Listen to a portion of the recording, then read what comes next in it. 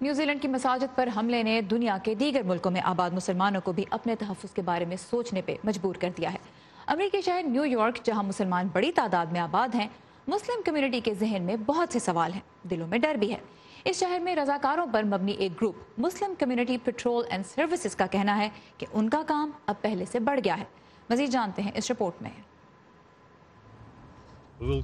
ہم اپنی گاڑی کی کھڑکیاں کھلی رکھیں گے اور اپنی آنکھیں اور کان بھی کھلے رکھیں گے۔ نظر الاسلام قرآنی تعلیمات دینے والے ایک اسکول کے پرنسپل اور ایک امام ہیں۔ بہت جلد وہ نیو یارک کی گلیوں میں ایک ایسی گاڑی میں نہتے گشت کرتے بھی دکھائی دیں گے جس پر السلام علیکم کے الفاظ درج ہوں گے۔ Say if someone just an immigrant came to this country from Arabic speaking country and مثال کے طور پر کسی عربی بولنے والے ملک سے آنے والا کوئی تارک وطن یہاں کسی مشکل میں ہو یا اس کو کوئی مدد چاہیے اور وہ انگریزی نہ جانتا ہو، السلام علیکم کے الفاظ جو عربی میں لکھے ہوں اس کو بتائیں گے کہ اس کار میں کوئی مسلمان ہے، جس سے وہ آگے آ کر ہم سے مدد مانگ سکیں گے۔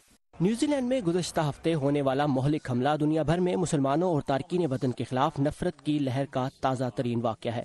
نئی بنائی گئی مسلم کمیونٹی پیٹرول اینڈ سروسز جہاں ایک طرف رہنمائی اور مقامی جرائم کی روک تھام کے ارادے سے بنائی گئی ہے، وہیں اس کا مقصد یہاں کے رہائشیوں کو انفرادی مسائل سے نمٹنے میں مدد دینا بھی ہے۔ 50 سے زائد رضاکاروں پر مشتمل یہ فورس مختلف زبانوں کے خلا کو پر کرنے کے علاوہ بنیادی طبی امداد اور ذہنی پریشانیوں اور مذہب کے سوالات سے متعلق جواب بھی رکھتی ہے۔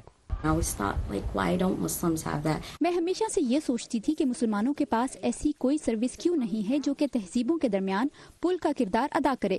Brooklyn Asian civilian observation petrol کے رضاکار انہی گاڑیوں میں شہر کا گشت کرتے ہیں جیسی پولیس کے پاس ہے۔ زبان نہ آنے کے باعث ہونے والی مشکلات اور بڑھتے ہوئے جرائم کی وجہ سے یہ پیٹرولنگ فورس بنی ہے۔ حقیقتاً نسل پرستی کو جڑ سے ختم کرنا ناممکن ہے، اس لیے کوئی ایسی تنظیم ہونا ضروری ہے جو ہماری طرف سے بات کرے۔ اس گروپ کے بانی لوئی لیو ایک چینی تارک وطن ہے۔ 5 سال پہلے ہم نے یہ تنظیم شروع کی ہے۔ ہم نے پولیس اور مقامی کمیونٹی، خاص طور پر جرائم کے متاثرین کے درمیان تعلقات میں بہت بہتری دیکھی ہے۔ ہم تارکین وطن کو کسی بھی خوف یا تشویش کے بغیر اپنی بات کہنے کے قابل بناتے ہیں اور قانون نافذ کرنے والے اداروں کو ہمارے رول پر اعتماد ہے۔